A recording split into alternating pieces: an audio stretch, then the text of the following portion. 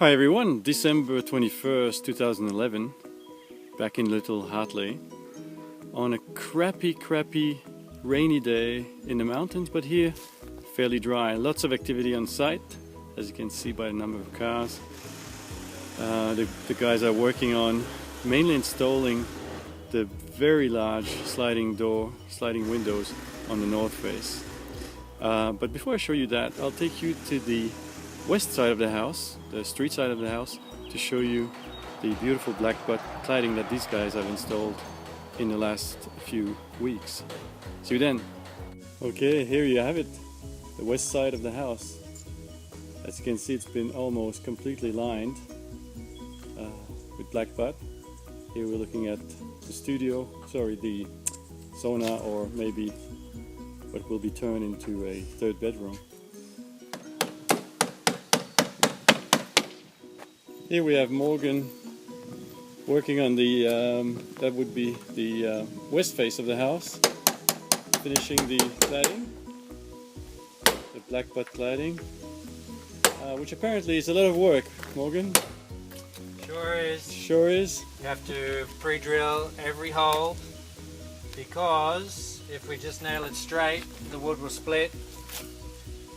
So that's the beauty of Australian hardwood.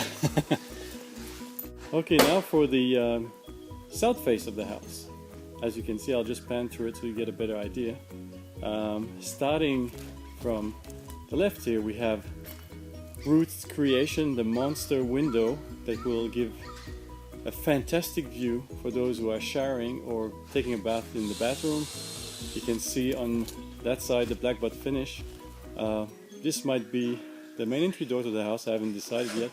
And the right hand side in front of me will be eventually cladded in February, I believe, with Corten steel, so this pre-rusted steel.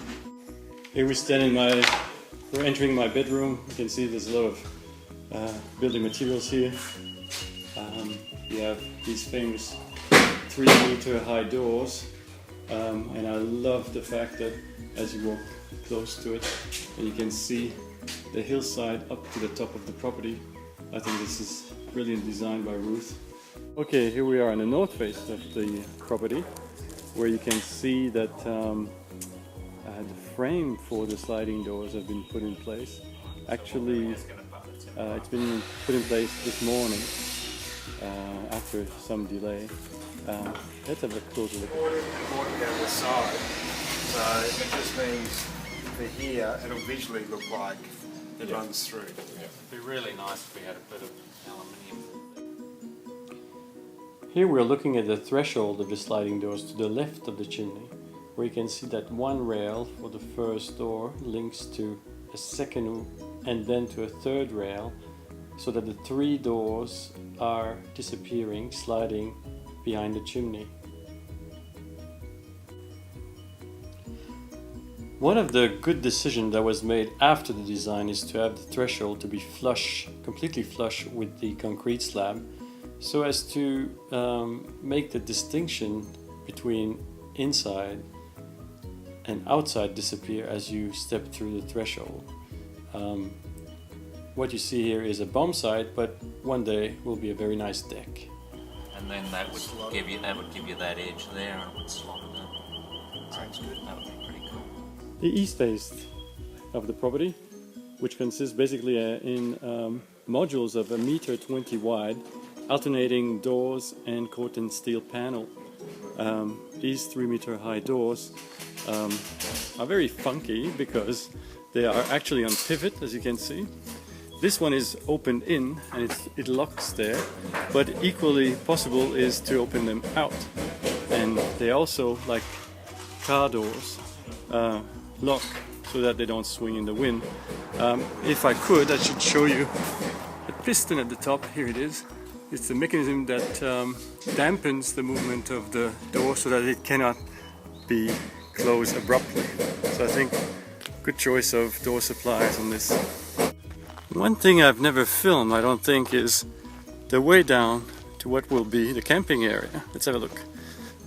We're just going downhill here, passing by the the famous 70,000 liter water tank.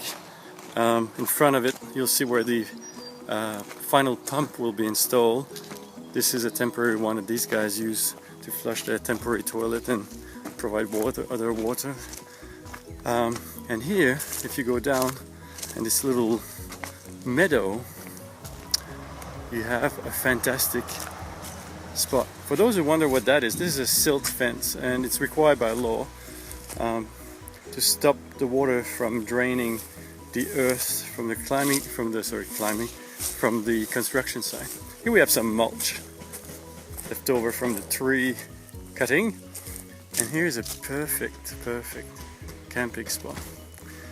And my idea is, because this is also a region which collects water, is to plant an elm tree.